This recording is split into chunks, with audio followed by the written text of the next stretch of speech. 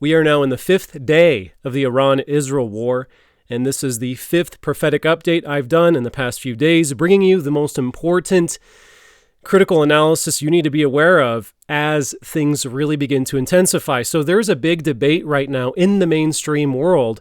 Will the U.S. really enter into a war with Iran? Well, I have a 2009 CIA-reviewed document outlining what appears to be the clear and exact strategy that the U.S. has for entering Israel's war against Iran.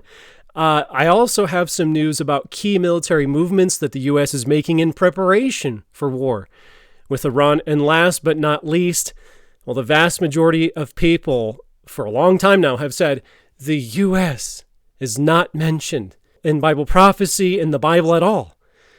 I will clearly demonstrate in this video where the U.S. is directly mentioned in one key ancient prophecy, and I will also reveal how we are now approaching the figurative final hour of history right before the Great Tribulation begins. This information could very well save lives, so please subscribe and share this video so others can receive a fair warning about what is about to happen next. So Israeli strikes on Iran have killed at least 224 people since Friday.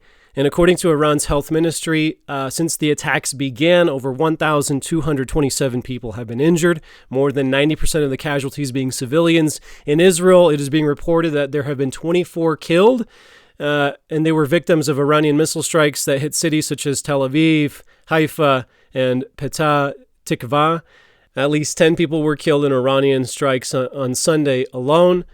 Iran also has told residents of Israel to leave the vicinity of vital areas for their safety, and then Trump responded on a Truth Social post calling for Tehran to evacuate. So here's some of the chatter, here's some of what's going on, some of the key details. It's being reported that Iran hasn't even started using its newer and more advanced weapons. They're kind of going through older stockpiles right now. Iran apparently knows where Israel's bunkers are, and they're telling civilians to evacuate, certain areas of Israel, which is a key sign that they're going to go full force and clearly nuclear when the time is right. And why do I say nuclear? Because once the U.S. enters the war, the only chance that U.S.-Israeli forces will have at defeating Iran, demilitarizing Iran, having regime change, and everything that they want to do is if they use nuclear bunker buster bombs, because conventional is not going to be enough. And then Trump's latest rhetoric is absolutely insane. Let's jump over to Truth Social. Just yesterday, just 18 hours ago, he said Iran should have signed the deal I told them to sign. What a shame, and what a waste of human life. Simply stated, Iran cannot have a nuclear weapon. I said it over and over again. Everyone should immediately evacuate Tehran. And that's the thing that is pretty obvious at this point. Trump is 100% on board with war, and all the preparations are being made. It should not even be a debate about the U.S. entering the war with Iran. It's already happening. And so there's a lot of false talking points, a lot of nonsense out there right now that makes it seem as if the U.S. won't get involved. Trump's such a pro-peace president. Well, right here, again, just straight from Trump himself, I have not reached out to Iran for peace talks in any way, shape, or form. This is just more highly fabricated fake news. If they want to talk, they know how to reach me. They should have taken the deal that was on the table, would have saved a lot of lives. So that's from 8 hours ago, but there was an Axios report saying we're citing 4 sources directly in the Trump administration saying that, yeah, we need to reach negotiations. All that is a lie. According to Trump himself, there's no room for peace talks at this point, so that only means one thing. War is here. Shouldn't even be a debate. TWZ reported that major U.S. Middle East-focused buildup is confirmed. The Nimitz carrier strike group is now rushing to the Middle East, and a snap deployment of tankers has landed at bases across the Atlantic. This was reported yesterday. So, again, we're just seeing troop movements, everything leading up to a war with Iran. It's pretty unmistakable at this point. Anybody saying otherwise In the influencer world, that's just hopium. And then there's some fake news on top of that. All the posturing is there. Everything is gearing up. Now, here's that report I mentioned. That's, again, it's an analysis from a think tank called the Brookings Institute from 2009. It's called Which Path to Persia? Options for a New American Strategy Towards Iran. I'm going to show you the table of contents. If you don't know what the Brookings Institution is, it's a think tank that's focused on war games, everything from war games to governance, foreign policy, global economy, and economic development. And so they helped to put together this document, which again, I just want to point your attention on the disclaimer page here. This material has been reviewed by the CIA to prevent the disclosure of classified information. So what I'm showing you here is extremely relevant because I'm going to show you just how it's all coming to pass as far as the different options they have on the table and what we should be expecting next as everything unfolds. If you look at the table of contents here, it says, first we're going to try to dissuade Tehran with diplomatic options, and then we're going to give them an offer they shouldn't refuse. But then, of course, here are all the military options in case diplomacy fails, from invasion, airstrikes, and then here's one of the interesting chapters, Chapter 5, Leave It to Bibi. How did they know he was going to be president, prime minister, during this period of history, right? Won the election with like less than 30% of the vote recently in Israel. But anyways, I digress. Clearly, Netanyahu has always been part of this whole entire strategy. It's amazing how he's been reelected so many times. Anyways, allowing or encouraging an Israeli military strike. Leave it to Bibi. And so there are actually multiple options they talk about here in this document. It's 170 pages, so I'm not going to go through all of it. And then there's different options for regime change, containment, but we're now in Chapter 5, Leave It to Bibi. That's exactly what they've decided to do. And here is what is now unfolding. Again, I'm not going to go through the whole entire document. 170 pages is way too much. But here's a little excerpt from page 93. Consequently, in most scenarios, so there, like I said, there are a ton of scenarios laid out in this think tank document. There are a ton of them, but no, and what this information applies to is the scenario that's unfolding right now. Okay, in order for Israel to mount an airstrike of any size against Iran, assuming that Israel cannot secretly refuel its aircraft at an airbase near Iran, it would have to provide in-flight refueling to enable the F-16Is to participate. This is a further complication because while it is possible for fighter aircraft to refuel one another, doing so immediately halves the number of planes dropping the bombs. So basically they're saying Israel by itself is going to have a really hard time taking on Iran. And one of the setbacks, one of the drawbacks of Israel mounting airstrikes is they need to have refueling capabilities to carry out these long-range, back-and-forth missions from air bases in the region to load up all the ammunition and then go to Iran and drop the bombs they need to be able to continue these campaigns. And one of the fastest ways and most efficient ways to carry out an operation of shock and awe airstrikes, which is what we've been seeing since June 13th, is they have to have aerial refueling, and that's why the United States is now sending those aerial refuelers, as I'll show you in a moment. And this is exactly what we're seeing. So Yahoo News just reported, it was the war zone, armada of USAF tankers just deployed east over the Atlantic, spurring speculation. So the United States Air Force is deploying over 24 KC-135Rs, KC-46A tankers, and they're on their way to Europe, clearly, but no doubt this is exactly for assisting Israel in aerial refueling, which is an integral part of the strategy. If Israel even hopes to carry out successful airstrikes like they have been doing, they need more aerial refuelers to keep those bombing campaigns potent, lethal, and effective. So this is what's going on right now, and flight trackers, again, have been picking up on this. They're all en route to Europe. At least that was yesterday. So right now they could be very much in position. We just don't know. But this is all happening basically as this 2009 CIA review document has outlined. And so this this basically breaks down all of the little details, even if you're not really big into, military stratagem. This breaks down everything that's been going on. And here's a very interesting little quote here. This is from, page 97. The International Institute for Strategic Studies estimated in 2008 that Israel has the sixth largest nuclear arsenal in the world, just behind the 5 original nuclear powers, but ahead of India and Pakistan. The Israelis probably have around 100 nuclear devices and can deliver them by aircraft, such as F-15Is, surface-to-surface missiles, such as the Jericho, and submarine-launched cruise missiles.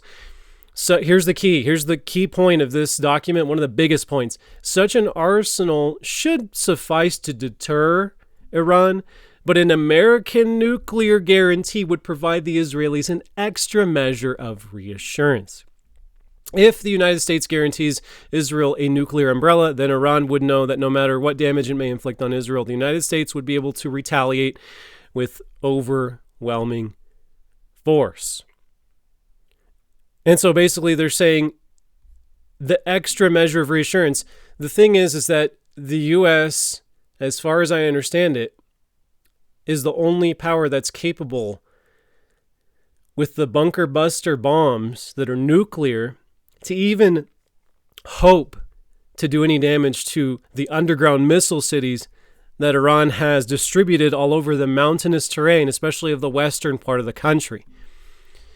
And so Air and Space Forces reported back on May 7th that B-52 bombers joined B-2s on Diego Garcia, over there, part of Mauritius, an archipelago there, the Chagos Archipelago. Within striking distance of Iran, you have these nuclear-capable bombers. And, of course, these are capable of carrying those bunker busters that I mentioned in a previous update, which I'll show you again in just a moment. So that was back on May 7th. You can see the satellite imagery here. You have 6 of those B-2 Spirit stealth bombers. And this has already kind of been the plan. It's already been unfolding slowly but surely. And yes, these are nuclear capable aircraft. Again, I showed you in a recent update, I showed you a clip from Propaganda & Co., the B-6112s, one of the most powerful nuclear capable bunker buster bombs, nuclear tipped, I should say, able to hope to do any damage to these types of facilities. This is the Fordo nuclear facility in Iran. You can see all the tunnel entrances with these blue arrows. You can see how they're just built into mountains. And then, of course, no one really knows how deep these things are. You can only estimate, and they're all over the place. And so, again, even if the U.S. goes this route, there's really no guarantee that they're going to be successful. And as I've already said here on the channel many, many times, Iran already has nuclear weapons. Okay, so this is a very dangerous place, very dangerous territory that the West is now finding itself in. And on top of that, I'm going to play this clip here from the CJ Werleman show, where he explains Iran's capability to even shoot down stealth bombers that are said to and thought to be basically near impossible to shoot down. But Iran has secret weapons. They have very advanced technology. Again, this is the Archers of Alam, right? The prophecy that I explained in my last update. Iran is highly capable, and it was prophesied to be this way. They are being underestimated clearly by the U.S. and Israel. Check out this little clip about their capabilities.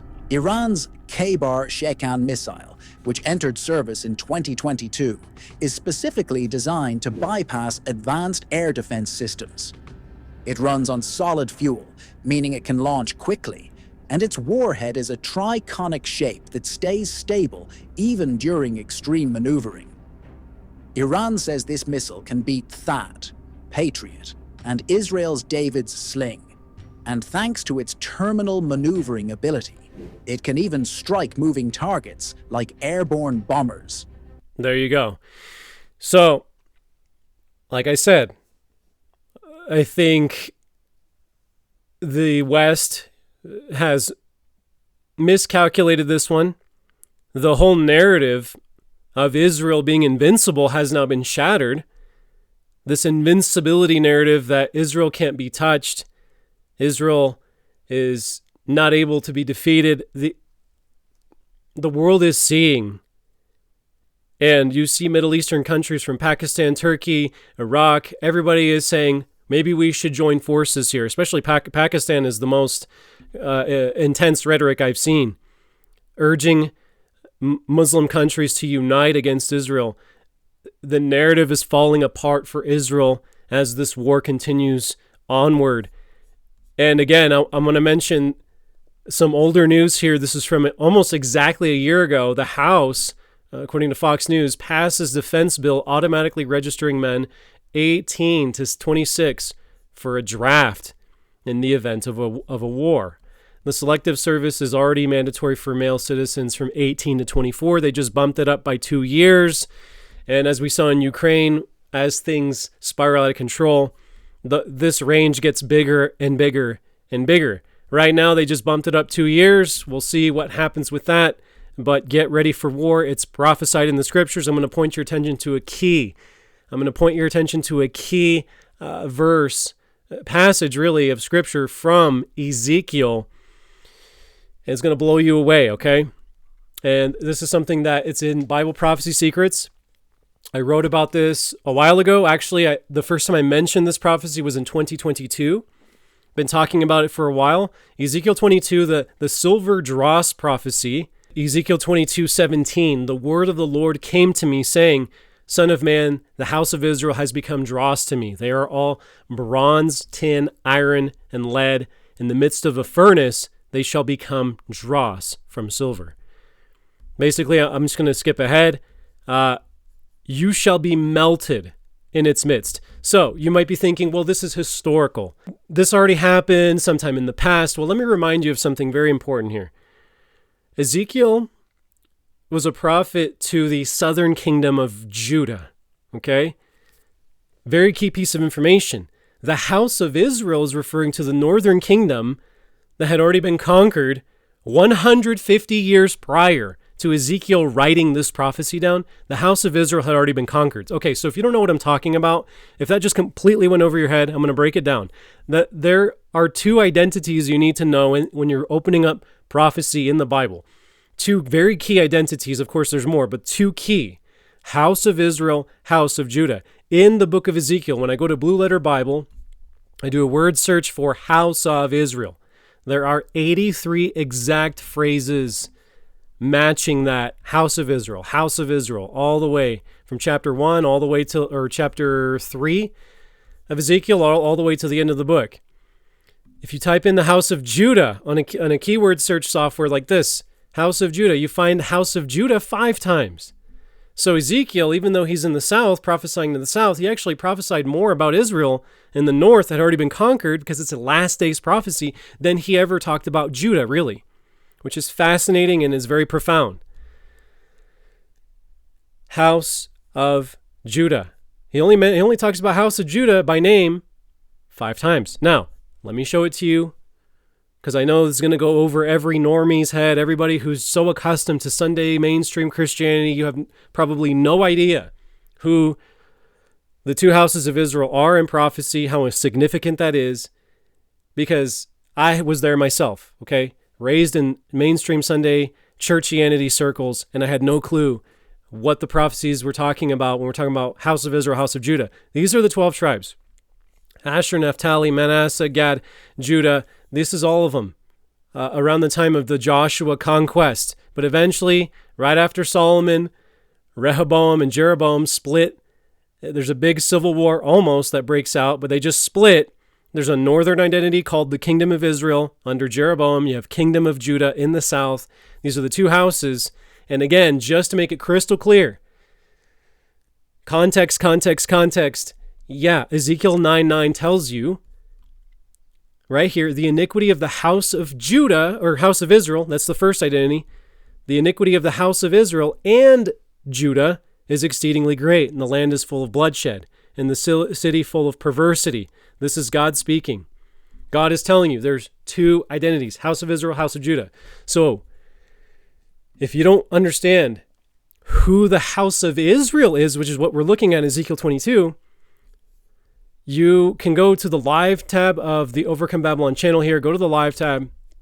About 4 or 5 months ago, I talked about where did the lost tribes of Israel go? Reuben, Gad, Judah, Manasseh, Ephraim, Simeon, Levi, Zebulun. I go through how we can navigate and figure out where they are. I recommend those videos. You can also get Bible Prophecy Secrets, where I break it down 100% so you know exactly, yes, the house of Israel, guess what? One of the key identities of the house of Israel collectively in the last days, which is right now, is United States of America. And everything's going to, when this all starts happening, it's going to be as clear as day. Right now, I know people are going to doubt when I say that.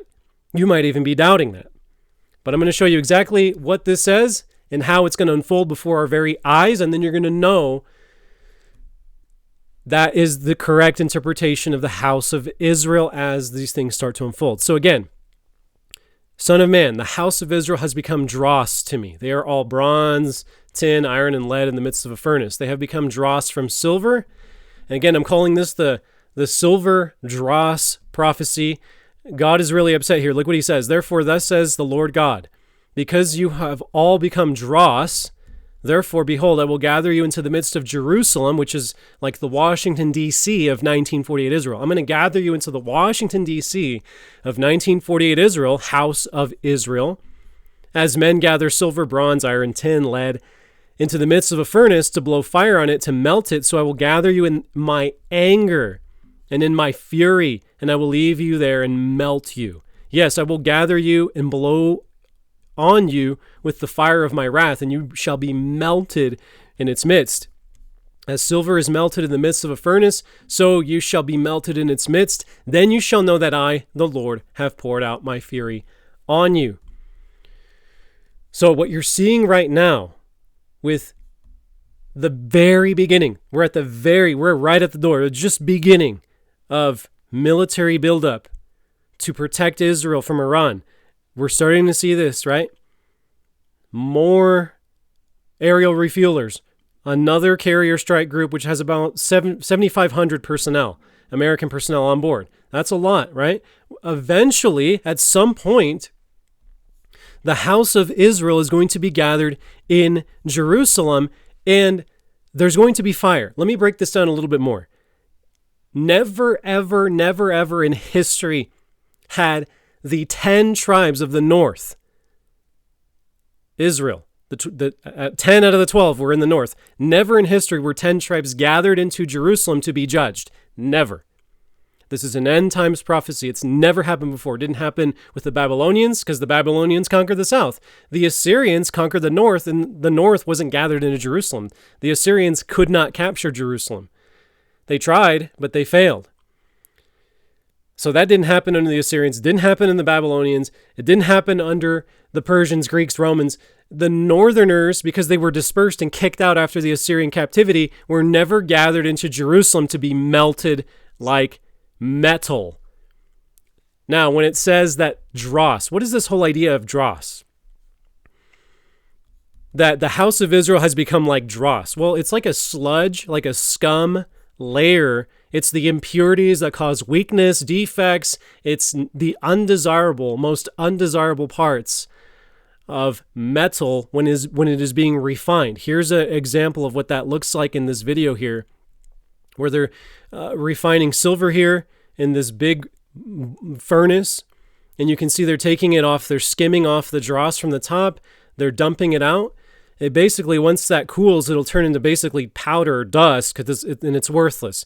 That's not all the time in aluminum refining, and it could be reused. The dross could be reused to further refine, but in the process of silver, you get rid of that dross, and it's worthless. It's not good for anything. It's just powder there, and it's just being discarded. So it's the scum layer on top with a bunch of impurities that are unwanted. Here's another clip here, just removing the dross that is formed on top of the melt is what this video says. Just removing the top layer, and look at how hot that furnace has to be in order for this to take place, right? This is a hot enough to melt metal furnace. What do you think is going to lead to this outcome? As Israel continues to take beatings from Tehran, as Jerusalem continues, the Jerusalem 1948 regime continues to suffer and be humiliated on the world stage, with everybody now seeing the chinks in the armor of this narrative that Israel's invincible, it can't be touched, it has this iron dome. All of that is being blown out of the water right now. Everybody's seeing Israel for what it is. A nation state that's weak. A nation state that is on its way out the door. Especially since all of its enemies have become more united than ever before after the Gaza genocide, after the Lebanese genocide, after the overthrow of the Syrian government, where literally there was people holding bags of cash to go to the grocery store because hyperinflation happened in Syria overnight after successful regime change was carried out by Israel. And here's the thing. They've tried to take out Yemen, but they could not take out Yemen, right? Because Yemen has the type of infrastructure that Iran has, underground military bases, but Iran is so much greater than Yemen. And if the Israeli-US forces couldn't even take out Yemen, of course the UK and other nations were involved as well, but if they couldn't even take out the Houthis, this is what you're going to start to see. You're going to start to see Iran continuing to pummel Israel. At some point, this is just my prediction, this is the way I'm reading into this prophecy, the way I see it, this is my opinion. At some point, we're going to see a coalition of Middle Eastern nations, from Jordan to Egypt to Pakistan. They're going to make some sort of a ground assault or get ready for a ground invasion, or perhaps even annexing parts of the border regions of Israel. And this is going to lead to troop deployments. In my view, this is how I see this playing out. Troop deployments from, quote unquote, the House of Israel nations, which are going to be the European powers, the UK, of course, and the United States, deploying troops to help ward off this ground invasion. And apparently that is going to be some sort of a bait for Iran to finally launch their decapitation strike against Jerusalem and the 1948 nation state. This is how I see this playing out now that everything has unfolded the way that it has. At first, a long time ago, I thought, hey, this could be perhaps everybody's getting ready, like the House of Israel's going to Jerusalem for some sort of a third temple ceremony. Maybe they're getting together for something else. But now that things have unfolded the way that they have, the only option is very clear, which I present in Bible Prophecy Secrets, that we should be expecting a decapitation strike against ground forces that are there protecting Israel's borders. There's going to be some sort of decapitation strike carried out by a Middle Eastern coalition, the chief of which at this moment is Iran. There's no question about it. So that's what we should be expecting. The fire of God's wrath is going to burn hot because the hour is near. We're in the final hour. These things were prophesied such a long time ago, and now we're finally starting to see these things coming into view. So again, I am your brother Abraham. Share this video, share the links, share the book, Bible Prophecy Secrets. Make sure you grab a physical copy. It's going to help you tremendously navigating these end times that we're living in, which are full of deception. There's so much deception everywhere.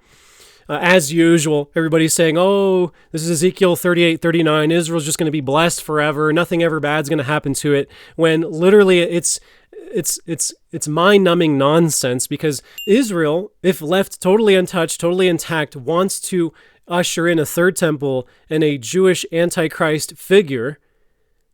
And so by constantly saying, oh, bless Israel, oh, we're just so for Israel, people are really unknowingly okay with ushering in a Jewish Antichrist figure to rule over the whole world. Whereas on the other side, you have the Muslim narrative, which is going to actually win. It's the narrative that's going to win. They're looking for their Muslim Mahdi to take out the West and bring a golden age in the name of Islam with a worldwide caliphate. So you have these two competing Antichrist narratives. The Jews want their Antichrist, the Muslims want their Messiah, which is really an Antichrist called the Mahdi, and you have these things competing, and I'm telling you guys right now, this Western narrative that's been propped up for so long, all of it is about to fall apart, and when it does, remember, that Bible Prophecy Secrets, all the information I've put out here is going to help you navigate those uncharted waters, because so many people had been deceived by a certain narrative that's not going to happen, and it's going to be very confusing for a lot of people. So anyway, stay tuned for another prophetic update. I got a lot more coming, a lot to talk about. Make sure you're subscribed, and I'll see you very soon.